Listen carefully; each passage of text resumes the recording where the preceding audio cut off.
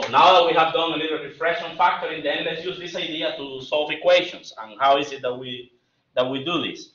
So solving equations by factoring.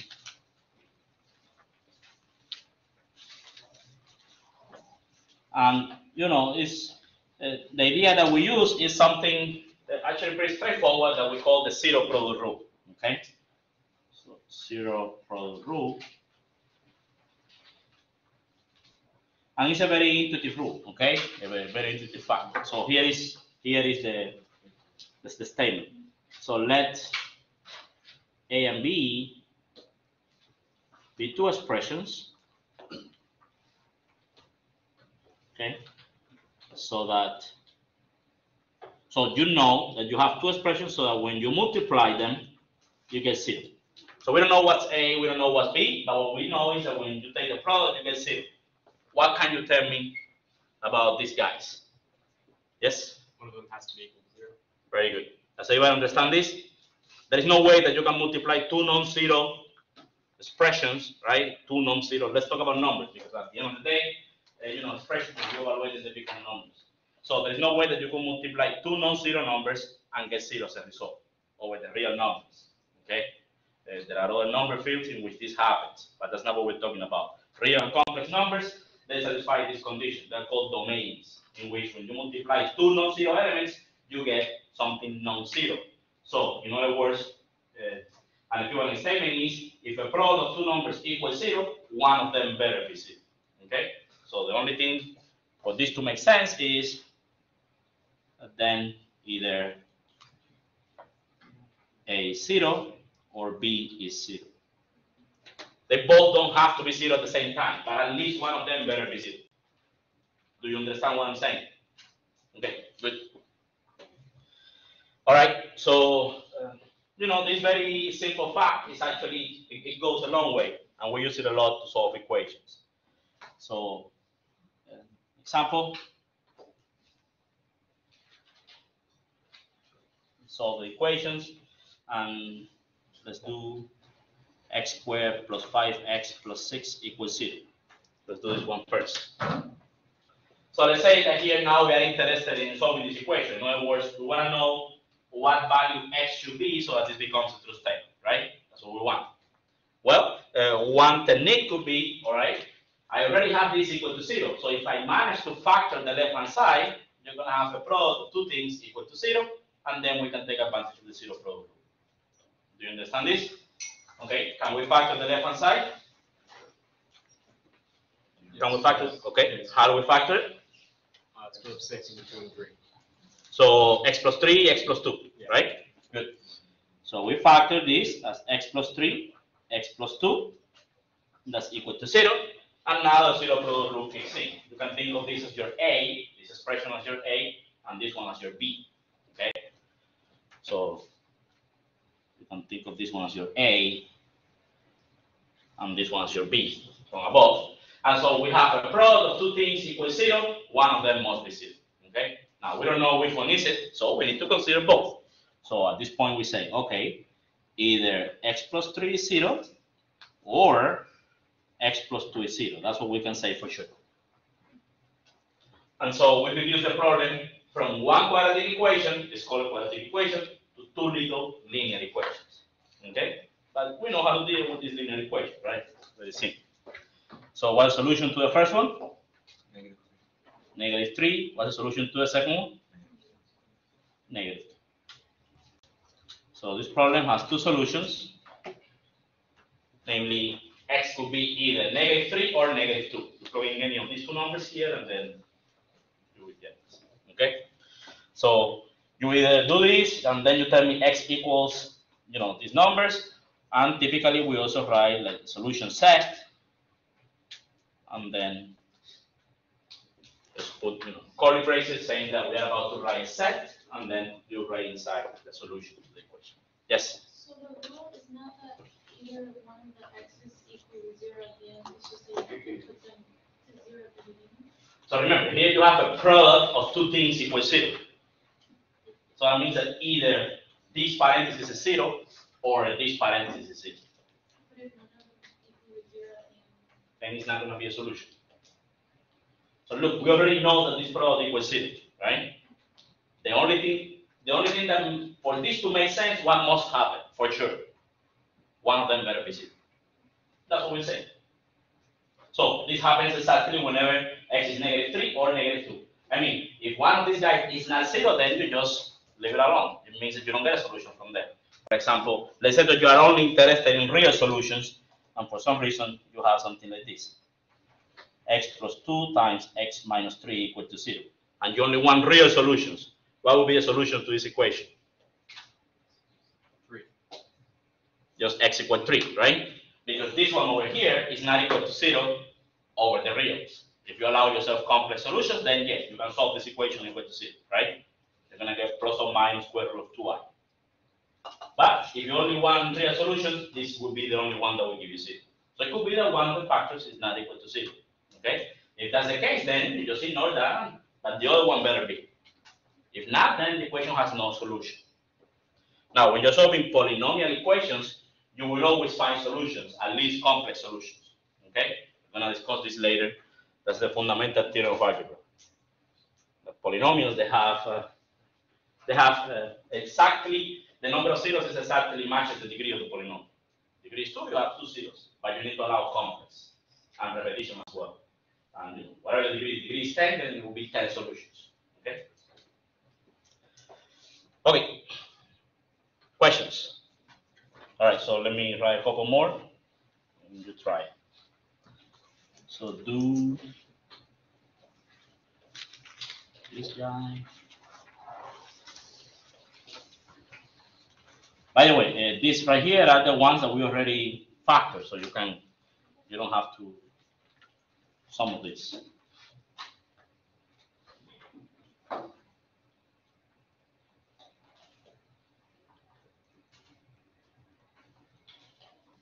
And I want you to find all solutions, real and complex, okay? If I only say solve and I don't specify what I want, since we already talked about complex numbers, you need to find everything, okay?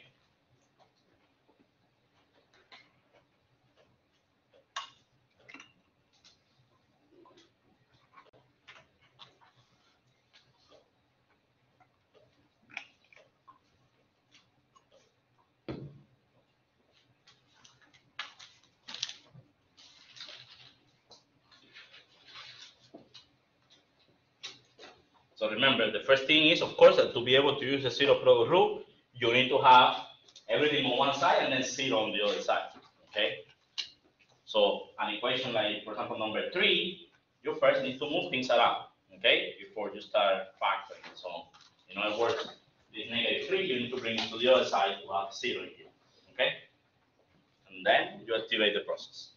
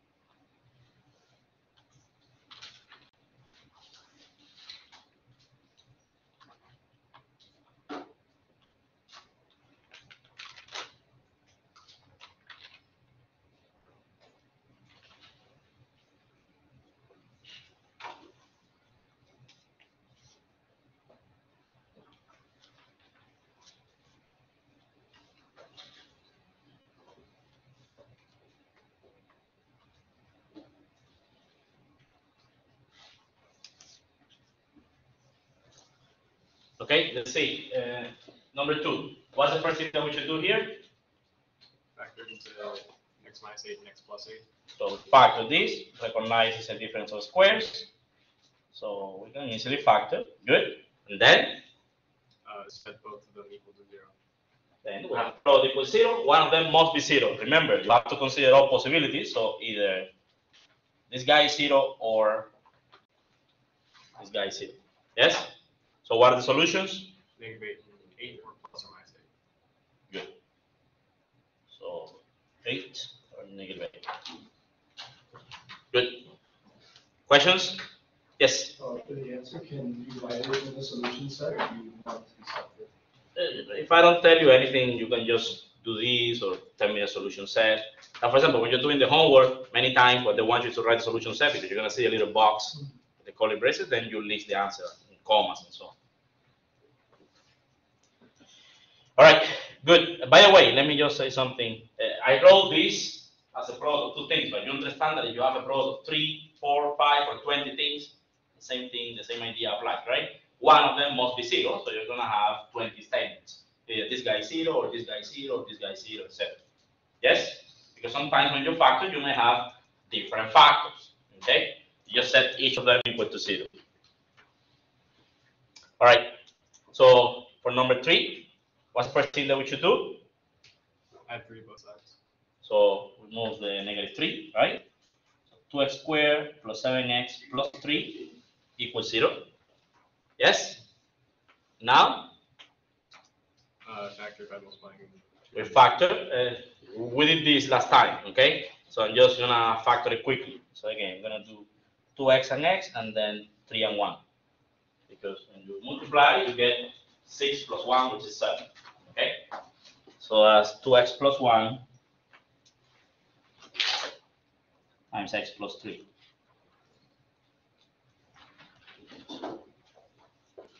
Again, we factored this using AC method last time. So I'm just writing that quickly. All right, so we are here. Now what do we do?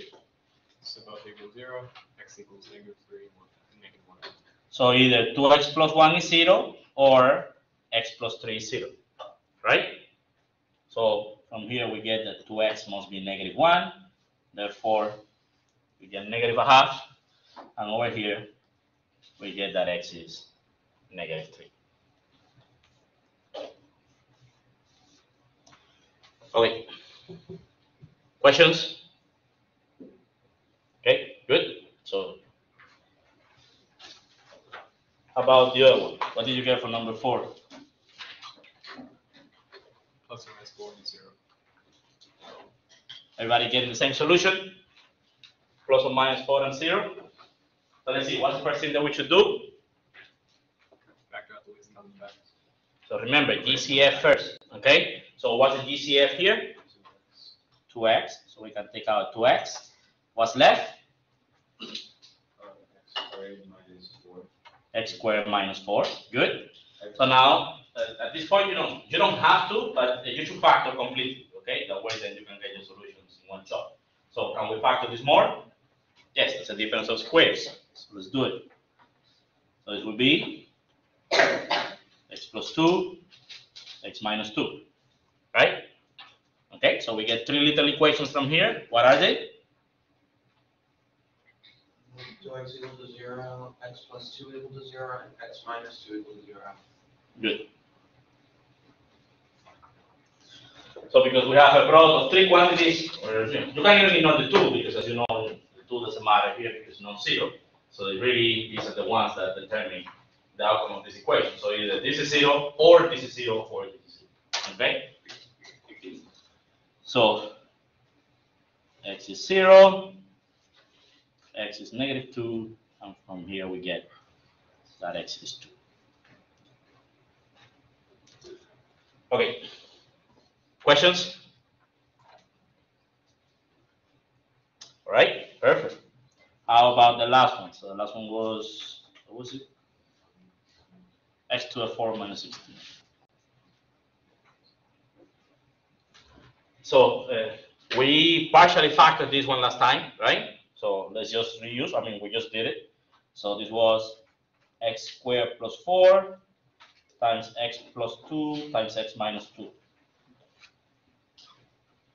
Now, again, what we're gonna do very soon, we're not gonna have to, for example, factor something like this to solve. But right now, since we're talking about solving by factoring, let's do it. So I want you to think, how can we factor this? Now, you need to understand this cannot be factored with the real, right? You won't be able to factor this over the real. But if you now allow complex numbers into the mix, how will you factor this using complex numbers? Wouldn't it be 2I because you move the 4 over to the right, and then you square root of 4, I mean negative 4 is 2I. So the idea is you would like to have this as a difference of squares, right? Because you already have an x squared here, I would like to have this as a difference of squares. So how can you write positive 4 as something squared? 2 squared. So how can you write positive 4 as something squared? In other words, first thing that we can do is x squared plus 4. We can, yes, but that's not going to help us, right? Because that will be x squared plus 2 squared. So let me first do this. I want a difference of squares, so I guess I should say negative 4. Sorry. So how do you write negative 4 as something squared? Yes? 2I squared. Very good. So we can write this as x squared minus 2I squared. Does everybody understand this? If you square 2I, what do you get? You get negative 4, right? You get 4 times I squared is negative 1. So you square 2I, you get negative 4, and then minus minus, that's a plus that we originally had, okay? So you can think of this as a difference of squares, namely x squared minus 2I squared. So if you factor that, how does it factor? How do we factor this? What's your A and what's your B? X minus 2I and then x plus 2. Very good. X minus 2I, x plus 2I, right? A plus B times A minus B. In other words, this will be x minus 2I, x plus 2I. That's how we factor square plus 4. And then we have our x plus 2, our x minus 2. Again, typically this is not what we do, okay? We use the square root, which is what your classmate was doing, and that's what we're about to discuss right now, okay? But since we're talking about factoring only right now, let's try to do it using factor. The point is there are different ways to do, the problem. So now here we have a product of 4 quantities equal to 0. By the way, this is the complete factorization over the complex numbers, okay? This is, every polynomial can be written as a product of linear factors if you allow complex numbers, okay? So from here it follows that either this guy is 0, or this is 0, or this is 0. And typically we don't even write this step. Once you see this, then you should be able to immediately write down the 0, right? So 2I from here, negative 2I from here, negative 2 from here, and 2 from here. But if you get used to it, some of you, then it's okay to write this in between step. So here we get one solution, another solution, another one, and another. And as expected, we have a degree 4 polynomial, and then we got our 4 solutions, okay? 2 of those are real, the other 2 are complex. And just to call your attention to something, notice that the complex solutions that we obtain, can you say something about them? They're conjugate pairs. They're conjugate pairs, very good. And this is a theorem, okay? For a polynomial, every time that a complex number shows up as a solution, as a 0, its conjugate must be a 0 as well, okay? So they come in pairs. You can only have an even amount of complex zeros. When we talk about polynomial, we're going to see what that implies, okay? All right, questions? Did you understand this? Okay, so as I mentioned, we could have just stopped at this line over here. We will get our negative 2 and our 2 for solutions. And then to solve this one, instead of having to go through this pain of factoring this guy further, we could have done an alternative, like your classmate was pointed out. So let me say here, remark, if we are faced with something like this, instead of having to try to factor this and then solve, what we can do is something slightly different. We can actually push the 4 to the other side, and then here you have a statement that says that x squared equals some number. So what must x be? How do you figure out x? You take square root. That's what the square root means, right? The square root of a number is another number, so that when you square it, give you the one that you will take the square root of. So this means that x is the square root of -4. But now you need to understand every number comes with two square roots, right? The positive and the negative version. The radical symbol only stands for the positive version, so you have to manually put the plus or minus because you need to consider both. The square roots of 36, for example, are 6 and -6. Yes? If you write the radical symbol, we talk about 6 only, but you need to understand that there is also the negative version. And now you simplify, we know how to do this, and this would be 2i, so plus or minus 2i, and that's how you recover quickly. Okay?